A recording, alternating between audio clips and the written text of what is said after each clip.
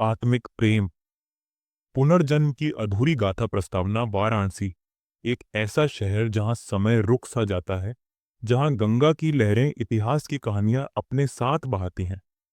सर्दी की हल्की रात थी। चांदनी गंगा के जल पर पड़ रही थी और घाटों पर आरती की मधुर ध्वनि गूंज रही थी। इसी पवित्र नगरी में दो आत्माएं जो कभी पहले मिल चुकी थीं, फिर से एक दूसरे की तलाश में थीं। एक अजीब सपना। राज एक प्रसिद्ध इतिहासकार सदियों पुराने प्रेम की कहानियों में विशेष रुचि रखता था। उसे कई वर्षों से एक ही सपना आता। एक सुंदर झील के किनारे सफेद साड़ी में लिपटी एक स्त्री खड़ी है।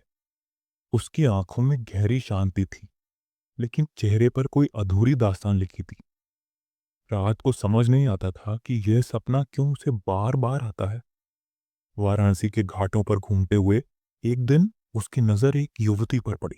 उसकी आंखें जानी पहचानी लगी, जैसे वह पहले भी उनसे मिल चुका हो। लेकिन ये कैसे संभव था? सिया से मुलाकात। राज और सिया की पहली मुलाकात वाराणसी के एक प्राचीन मंदिर में हुई। सिया पुरातत्वविद थी और पुराने मंदिरों और ग्रंथों पर शोध कर रही थी। जब दोनों ने अपनी रुचियों के बारे में जाना, तो उन्हें एहसास हुआ कि वे एक ही विषय पर अध्ययन कर रहे हैं। एक अधूरी प्रेम कथा जो सदियों पहले वाराणसी के घाट पर जन्मी थी। सिया को भी बचपन से अजीब सपने आते थे। एक महल, एक राजकुमार और एक अधूरी विदाई।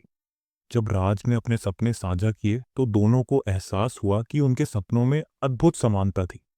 एक भूली हुई कहानी। पुराने दस्तावेजों की खोज में राज और सिया को एक अद्भुत रहस्य पता चला। सदियों पहले एक राजकुमार अर्जुन और एक साधारण लड़की मीरा का प्रेम इसी घाट पर जन्मा था। लेकिन उनका प्रेम अधूरा रह गया था। राजकुमार अर्जुन और मीरा ने गुप्त रूप से विवाह किया था, लेकिन राजनीतिक षड्यंत्रों के कारण अर्जुन को युद्ध में भेज दिया गया। मीरा उसकी प्रतीक्षा करती रही, लेकिन वह कभी वापस नहीं आया।